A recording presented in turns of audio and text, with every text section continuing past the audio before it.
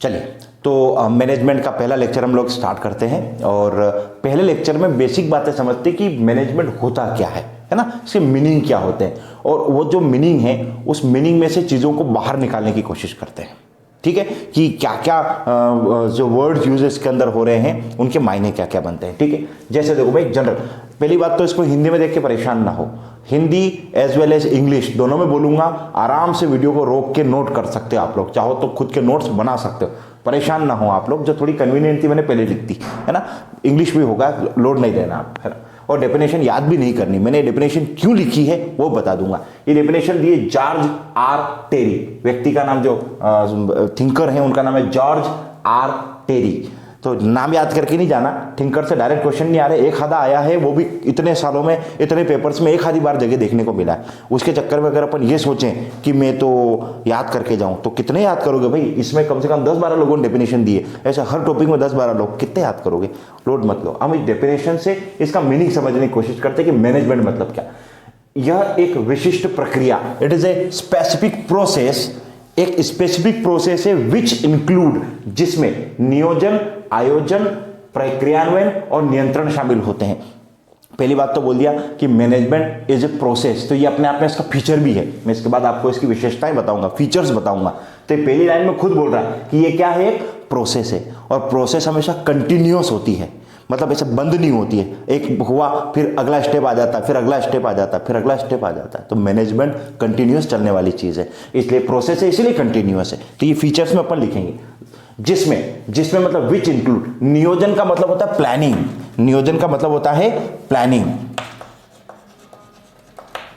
Which includes planning, इसमें planning होती है, प्लानिंग। आयोजन का मतलब होता है ऑर्गेनाइज्ड, ऑर्गेनाइज करना, ऑर्गेनाइज,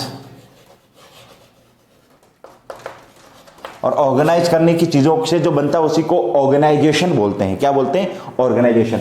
तो जिसमें प्लानिंग होती है, ऑर्गेनाइज होता है, ठीक है, एग्जीक्यूशन होता है, एग्जीक्यूशन, क्रियान्वयन मतलब एग्जीक्यूशन, एंड नियंत्रण मतलब कंट्रोल होता है। चार चीजें होती है, ये एक प्रोसेस है, इस प्रोसेस में चार चीजें होती है, प्लानिंग, ऑर्गेनाइजेशन, एग्जीक्यूशन और कंट्रोल। यही चार चीजों से मिलकर मैनेजमेंट बनता है। इसीलिए हम ये कह सकते हैं, ये बोला जा सकता है कि planning, organisation, execution and control are the 4 elements of a management. एक प्रबंध के 4 तत्व होते हैं। पहला तत्व नियोजन मीन्स प्लानिंग, दूसरा तत्व आयोजन मतलब ऑर्गेनाइज, तीसरा तत्व क्रियान्वयन मतलब एग्जीक्यूशन, चौथा तत्व नियंत्रण मीन्स कंट्रोल। इन्हीं 4 से, और ये क्वेश्चन आया है एग्जाम के अंदर कि इनमें से कौन प्रबंध का तत्व नहीं है, which of the following is not element of management.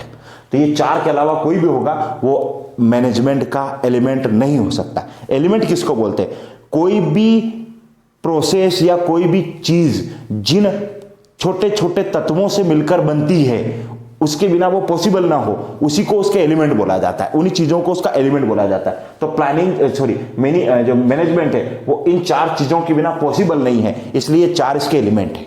तो एक पॉइंट तो अपना यहां से निकल के आया इसकी डेफिनेशन से। डेफिनेशन लिखने का मीनिंग क्या था वो अब समझना आप, इसलिए मैंने डेफिनेशन लिखी है। ठीक है, दूसरा वर्ड क्या आ रहा है, यह विज्ञान और कला दोनों है। तो यह प्रकृति दर्शाता है, इसकी क्या दर्शाता है, प्रकृति, नेचर, कि मैनेजमेंट का नेचर कैसा है। अब कुछ थिंकर बोलते हैं कि it is a science, some of the thinkers are tell that it is art.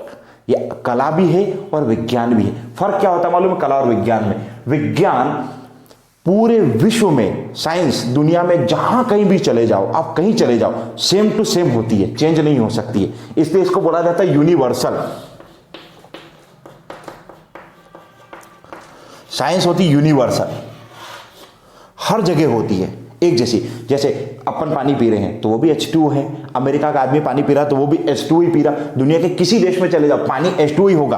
अगर किसी में दम होना तो ये पिए, सबके लिए पानी पानी होता है ना, आपके लिए भी पानी मतलब H2O, मेरे लिए भी पानी मतलब H2O, दुनिया में और किसी आदमी के लिए भी पानी मतलब H2O ही होता है। कोई भी इसके अंदर जो है वो दूसरी चीजें इंक्लूड नहीं हो सकती है। ठीक है ना। तो ये कोई भी दुनिया का आदमी H2O2 है तो वो H2O2 नहीं पी सकता। दुनिया में सब जगह पानी पानी होता, आपके लिए पानी, मेरे लिए पानी। अच्छा, विज्ञान किसको बोलते हैं? Systematic knowledge. एक विज्ञान की खासियत होती है वो सिस्टमेटिक होता, क्रम में, हर चीज का एक सीरियल होता है, ठीक है। H में 2 है, O जुड़ेगा तो H2O बनेगा, सिस्टमेटिक सिस्टम, सिस्टमेटिक चीजें बनी हुई है। तो विज्ञान जो होता है ना, हिंदी में क्या बोलेंगे? क्रमबद्ध ज्ञान को विज्ञान कहते हैं, कक्षा 6वीं में पढ़ाते हैं। क्रमबद्ध ज्ञान को विज्ञान कहते हैं। तो प्रबंधन विज्ञान क्यों है वो भी समझना। विज्ञान का मतलब एक तो यूनिवर्सल, सब जगह है एक जैसा। दूसरा ये क्रमबद्ध है, क्रम मतलब सिस्टमेटिक। सिस्टमेटिक क्यों है? ये इसके बाद ये होगा, इसके बाद ये होगा और ये होगा। बीच में किसी को भी कहीं नहीं करवा सकते आप, बीच में किसी को भी। प्लान, सबसे पहले प्लानिंग करनी पड़ेगी, प्लानिंग के बाद ऑर्गेनाइजेशन बनाना पड़ेगा, फिर चीजें एग्जीक्यूट करोगे और उसके बाद उन चीजों को कंट्रोल करोगे। पहले कंट्रोल करोगे तो किसको? ऑर्गेनाइजेशन बनाओगे तब तो कंट्रोल करोगे। ऑर्गेनाइजेशन बनाओगे कब? जब प्लानिंग होगी तो ऑर्गेनाइजेशन बनाओगे ना। प्लानिंग नहीं तो ऑर्गेनाइजेशन कैसे बनेगा? ठीक है। दूसरी बात सोच लो, क्रियान्वयन, एग्जीक्यूशन करोगे किस चीज का? विदाउट ऑर्गेनाइजेशन, बिना इसके चीजों को एग्जीक्यूट कैसे करोगे आप?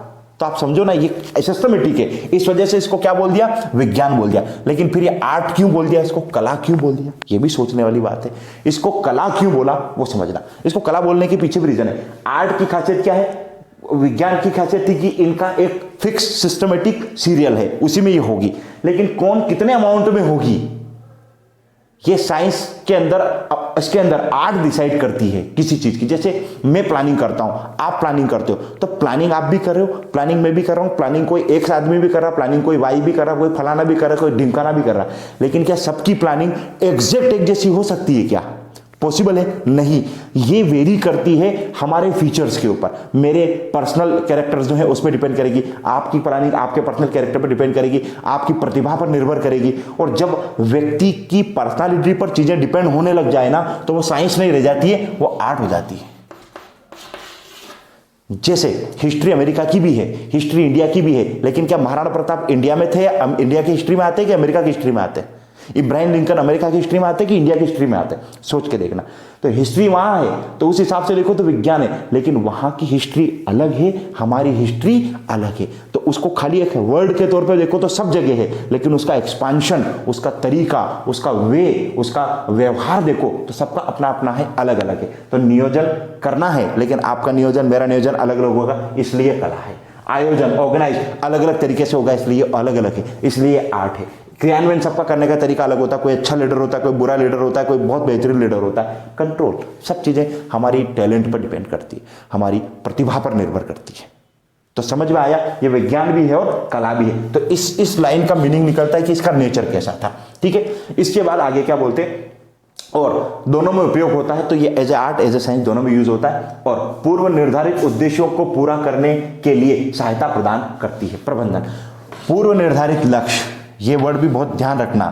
प्री डिसाइडेड ऑब्जेक्टिव, ऐसे ऑब्जेक्टिव जो पहले से तय हो। आपने काम करना शुरू कर दिया और उसके बाद ऑब्जेक्टिव तय कर रहे हो, ऐसा पॉसिबल है क्या? नहीं हो सकता ना। पहले ऑब्जेक्टिव बनाएंगे, मतलब लक्ष्य बनाएंगे, टारगेट सेट करेंगे, उसके बाद काम करेंगे ना। तो टारगेट बनते हैं फिर काम होते हैं, टारगेट बनते हैं फिर काम होते हैं। टारगेट बनाया, काम किया, टारगेट हो गया, फिर टारगेट बनाया, काम किया, फिर टारगेट हो गया। हर बार बदलता जाएगा, बढ़ता चला जाएगा। तो ये रुकता नहीं है, ये प्रोसेस कंटिन्यू चलता रहता है। तो इसमें ये सब चीजें करते ही क्यों हैं? क्योंकि हमको क्या प्राप्त करना है? कोई pre decided target, pre decided goal achieve करने हैं। तो मैनेजमेंट की कुछ बेसिक टर्म, बिना टारगेट के मैनेजमेंट नहीं हो सकता, बिना प्लानिंग के मैनेजमेंट नहीं हो सकता, बिना ऑर्गेनाइजेशन के मैनेजमेंट नहीं हो सकता, बिना एग्जीक्यूशन के मैनेजमेंट नहीं हो सकता, बिना कंट्रोल के मैनेजमेंट नहीं हो सकता। इस वजह से हमने ये डेफिनेशन लिखी थी। अदरवाइज सीधी भाषा में बात करें तो मैनेजमेंट का मतलब होता है दूसरों से काम करवाना। दूसरे से काम करवाने की कला प्रबंधन कहलाती है। दूसरों से काम करवाना जो तरीका है वही मैनेजमेंट है और कुछ नहीं। लेकिन ये लिखने का आई थॉट कि अब आपको समझ में आ गया होगा मैंने क्यों लिखी। और मुझे नहीं लगता कि इंग्लिश वालों को इसमें कोई खास दिक्कत आ रही होगी, क्योंकि ये नोट नहीं करना आपको, तो ये चीजें नोट करनी। पहले प्लानिंग होगी, देन ये होगा, देन ये होगा, देन ये होगा, देन ये होगा, XYZ सारी चीजें आपको उस सीरियल में नोट कर लेनी है। ठीक है। तो अब ये तो डेफिनेशन हमने डिस्कस कर ली कि परिभाषा क्या होती, कैसे डिफाइन होती चीजें, उसमें बात। अब उसी से इसके फीचर्स निकल के आते हैं कि क्या इसके अंदर होता है मैनेजमेंट के अंदर? पहला बोल रहे हैं ये उद्देश्यपूर्ण प्रक्रिया है। उद्देश्यपूर्ण प्रक्रिया का मतलब होता है कि टारगेट ओरिएंटेड प्रोसेस। ये टारगेट ओरिएंटेड होता है, बिना टारगेट प्रोसेस है। ये बात तो अपने लिखी, मैनेजमेंट की डेफिनेशन में क्या लिखा था? यह एक प्रक्रिया है, it is a specific process. लेकिन ये किसको ओरिएंटेड करके चलती है? टारगेट को ओरिएंटेड। बिना टारगेट के मैनेजमेंट नहीं किया जा सकता। मैनेजमेंट करना है भाई, मैंने आपको बोल दिया चलो मैनेजमेंट करते हैं, क्या काई का मैनेजमेंट करना है? आप चौपाटी पे बैठ के भी कुछ काम करते हो ना, उसका भी टारगेट होता है कि चलो बैठ के देखेंगे, किसी को देखेंगे, क्या पता कुछ अच्छा दिख जाए। मैनेजमेंट तो वो भी आपने टारगेट सेट किया है। उसके लिए घर से निकलना पड़ता है, वहां जाके बैठना पड़ता है, चीजों को मैनेज करना पड़ता है, चाय भी पीनी पड़ती है, सब करना पड़ता है, करने के काम, ठीक है। तो ये बिना ऑब्जेक्टिव के ये मैनेजमेंट की प्रोसेस नहीं हो सकती। लेकिन इसमें एक लिमिटेशन है, ऑब्जेक्टिव सिंपल और क्लियर होना चाहिए। टारगेट लक्ष्य जो होता है ना, वो स्पष्ट और सरल। सरल का मतलब होता है ऐसा जो वास्तव में भी अचीव किया जा सकेगा। वो एक गाना आया था ना, आ ले चले तुम्हें तारों के शहर में। पॉसिबल है तारों का शहर हो सकता है क्या? तो मैंने टारगेट बनाया, मैंने किसी को बोल दिया, आपने बोल दिया जनरली, तब मेरी तो वो एज नहीं है, अब आपने बोल दिया कि चल तुझे तारे तोड़ के लाऊंगा। तो तारे तोड़ के ला सकते हो क्या? ये तो केवल सपने वाली बातें हो गई। तारे तोड़ के ला सकते हैं क्या? नहीं ला सकते ना। इसका मतलब आपने टारगेट क्या बनाया है? सरल नहीं बनाया, सिंपल होना चाहिए।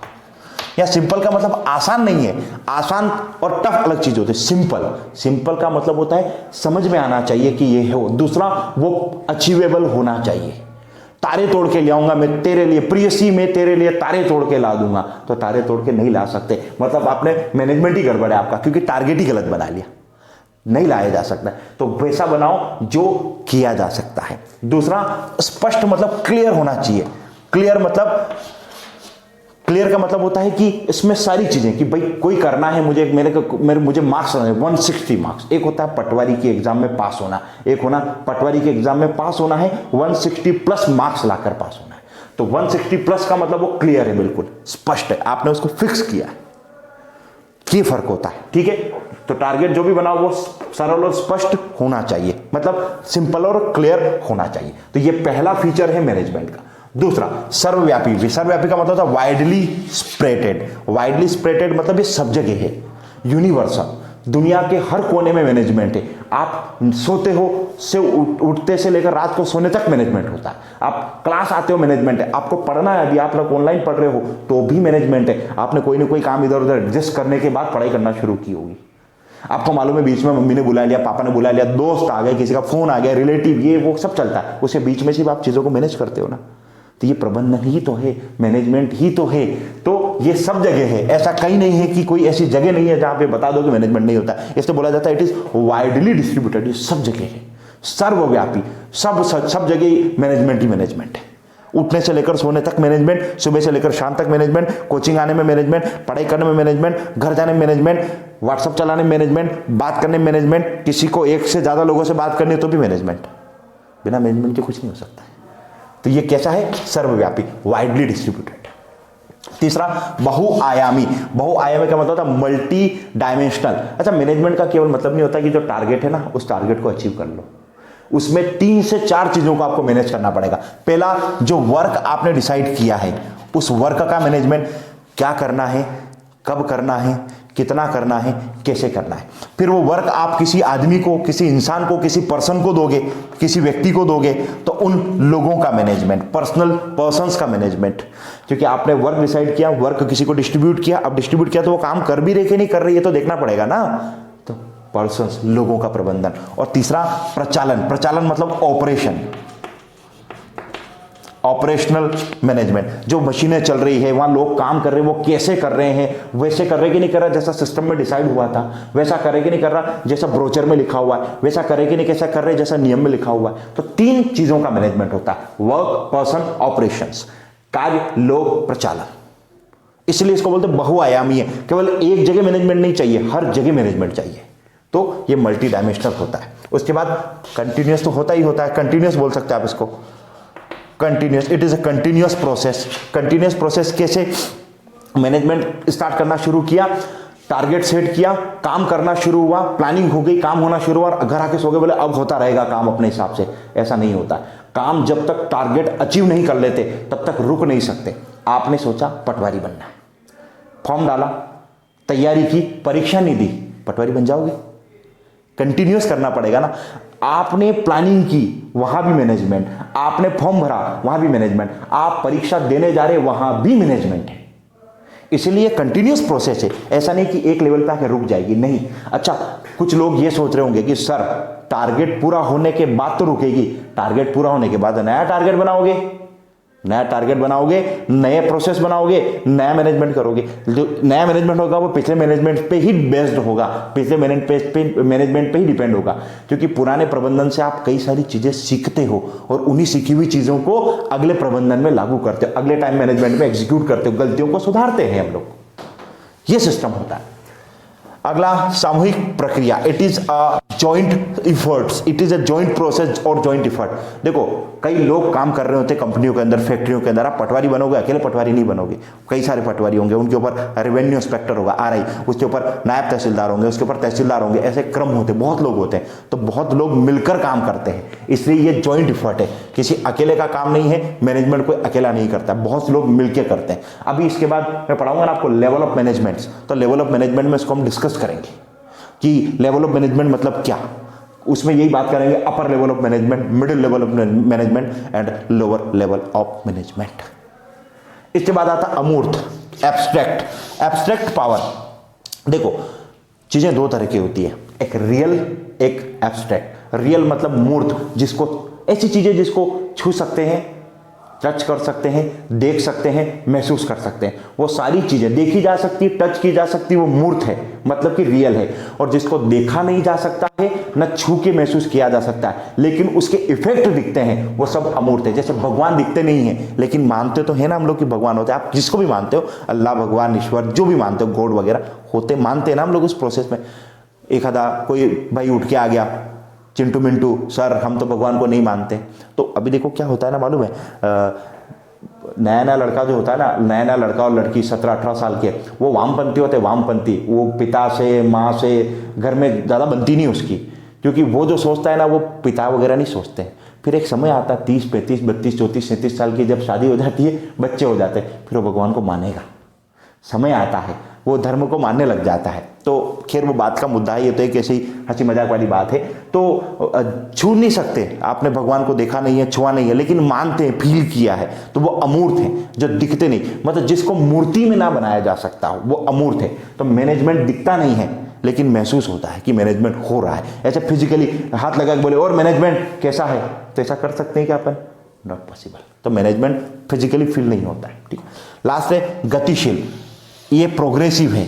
अब इसमें कंफ्यूजन वाला पॉइंट है, बोले सर इन दोनों में क्या फर्क है? प्रोग्रेसिव का मतलब होता है मैंने इस बार जो किया उससे सीख के अगली बार अच्छा करूंगा, हर बार मैं इंप्रूवमेंट करता हूं।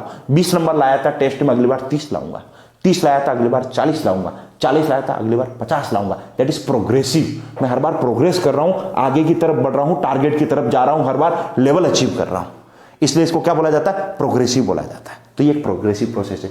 These are the features of management, मतलब मैनेजमेंट के अंदर ये चीजें होती है, दिखती नहीं है, होती है, और इनके बिना मैनेजमेंट अधूरा है। तो ये इतनी चीजों को, यही चीजों को सोच कर अगर आप रख लो तो आपका मैनेजमेंट को लेकर कोई खास बातें है नहीं, ये इतने में मैनेजमेंट आपका पूरा होता है। ठीक है, अब एक चीज और इसके अंदर छोटा सा टॉपिक में, इसी पहले चैप्टर में, पहले लेक्चर में छोटी सी चीज और रह जाती है जिसको अपन डिस्कस करते हैं, देन फिर ये चैप्टर क्लोज करेंगे, फिर नेक्स्ट चैप्टर की तरफ मूव करेंगे। ठीक है, तो अब है प्रबंध के स्तर, लेवल ऑफ मैनेजमेंट। क्या लेवल्स होते हैं मैनेजमेंट में? देखो जनरली मैनेजमेंट के 3 लेवल माने गए हैं।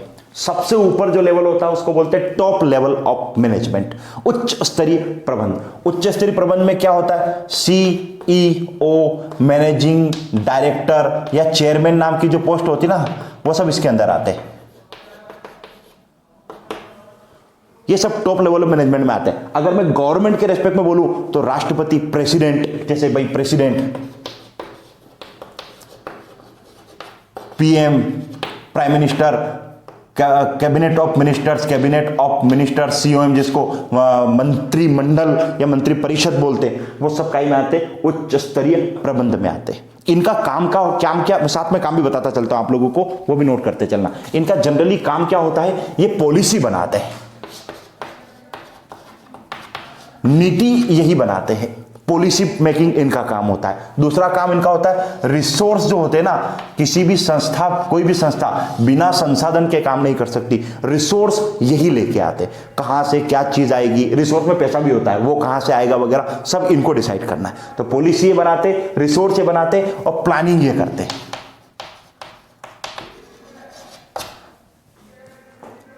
जिसको नियोजन बोलते हैं, वो भी इन्हीं का काम होता है। क्वेश्चन आ चुका है, एक क्वेश्चन तो ये आया कि उच्च स्तरीय प्रबंध से जुड़ा हुआ कार्य है, which of the following work is related to top level of management. तो टॉप लेवल मैनेजमेंट का काम होता है पॉलिसी बनाना, रिसोर्स मैनेजमेंट करना और प्लानिंग करना। एक और क्वेश्चन आया है कि प्रेसिडेंट, पीएम एंड सीएम वगैरह जो है वो किस लेवल ऑफ मैनेजमेंट में आते हैं, तो which is include in the top level management. ये क्वेश्चन आ चुके हैं, आप प्रीवियस ईयर के क्वेश्चन व्यापम की पीईबी की जो वेबसाइट है वहां से डाउनलोड करो। ग्रुप 2 सब ग्रुप 4 वगैरह जो हुई ना, वो सामाजिक विस्तार अधिकारी, सुरक्षा अधिकारी, उनके पेपर डाउनलोड करो, उसमें क्वेश्चन मिलेंगे मैनेजमेंट के, जो मैं बता रहा हूं सारे क्वेश्चन आए हैं, ठीक है। उसके बाद आता middle level of management. Middle level of management में कौन आता है मालूम है, जैसे आप लोगों के ब्रांच हेड या डिपार्टमेंटल हेड, जितने भी होते हैं ना, विभाग प्रमुख, शाखा प्रमुख, इसके अंदर आते हैं। इनका काम क्या होता है मालूम है, जो पॉलिसी इन लोगों ने बनाई उस पॉलिसी को एग्जीक्यूट करना, मतलब क्रियान्वित करना। इसके अलावा निर्देशन, ये डायरेक्शन देते हैं नीचे वाले लोगों को कि कैसे काम होगा। उसके बाद भर्ती, जिसको आप लोग बोलते हैं ना सेववर्गीय कार्य, सेववर्गीय कार्य में आते हैं पर्सनल फंक्शंस,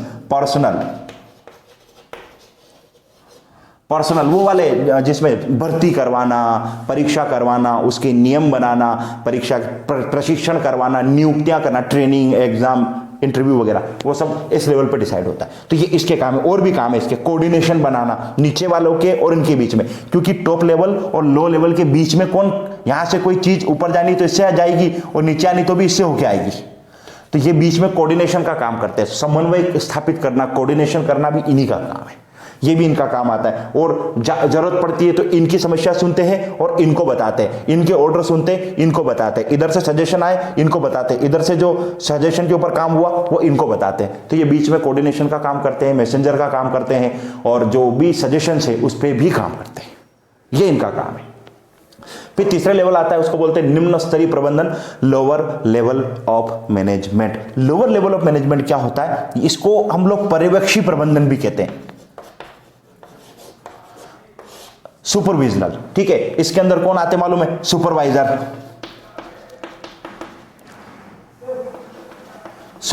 पर्यवेक्षक जिसको बोलते हैं, ठीक है। इसके नीचे इंस्पेक्टर, निरीक्षक, टीम लीडर। एक कॉन्सेप्ट आपको आगे पढ़ेंगे फ्रेडरिक टेलर में, फोरमैनशिप, फोरमैन, 4 लोग होते हैं यहाँ पे, 4 लोग, फोरमैनशिप बोलते हैं उसको। तो एक वर्ड होता है फोरमैन,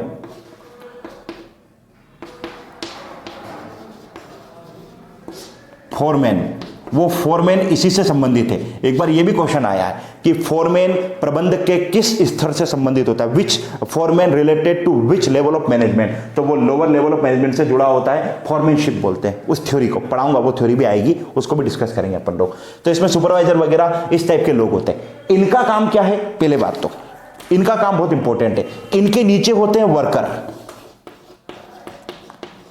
तो जो काम मैनेजर वर्कर रिलेशनशिप में होना चाहिए, मतलब प्रबंधन और कर्मचारी, या प्रबंधन और श्रमिक, मतलब लेबर वर्कर्स, उनका और मैनेजमेंट के बीच का जो रिलेशन होता है वो एक्चुअली यहां होता है। क्योंकि वर्कर इससे बात नहीं करता, वर्कर इससे बात नहीं करता, वर्कर के टच में होते टीम लीडर, इंस्पेक्टर, सुपरवाइजर वगैरह, ये टच में होते हैं। तो ये इनकी प्रॉब्लम सुनते हैं, इनके डेली वेजेस वाले जो समस्याएं हैं उनको सुनते हैं, उनकी प्रॉब्लम को सॉल्यूशन करते हैं। ये सारे काम इनके पास होते हैं। इनसे काम करवाना इनकी प्रॉब्लम है, ठीक है। इनकी समस्याओं को ऊपर पहुंचाना इनका काम है। डेली रूटीन की जो प्रॉब्लम है, सफाई हुई क्यों नहीं, पानी आया कि नहीं आया, काम हो रहा कि नहीं हो रहा, ऑपरेशंस चल रहे कि नहीं चल रहे हैं, फंक्शन हो रहे कि नहीं हो रहे, मशीनें खराब तो नहीं हो गई है, लाइटें आ रही कि नहीं आ रही, बिल पे हुआ कि नहीं हुआ, अकाउंटिंग्स वगैरह सारे काम इससे रिलेटेड होते हैं।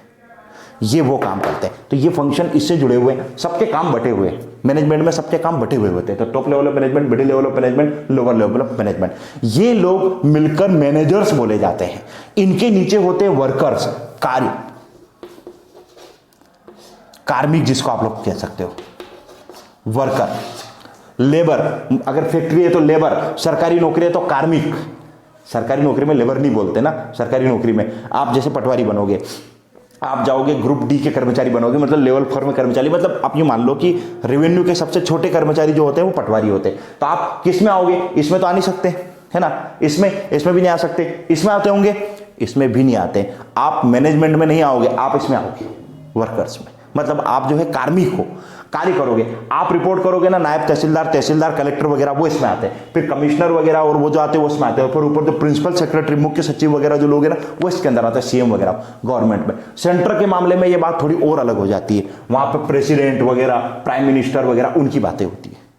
तो ये इनसे क्वेश्चन आए हैं प्रीवियस ईयर के एग्जाम्स में, इनसे क्वेश्चन आए हैं, ये ध्यान रखना आप लोग। तो कंफ्यूज नहीं करना है, बहुत सिंपल सी चीजें हैं, आपस में खाली कोरिलेट करना है, कोऑर्डिनेट करना है, और इजीली अगर कोऑर्डिनेट करके नोट करोगे काम हो जाएगा।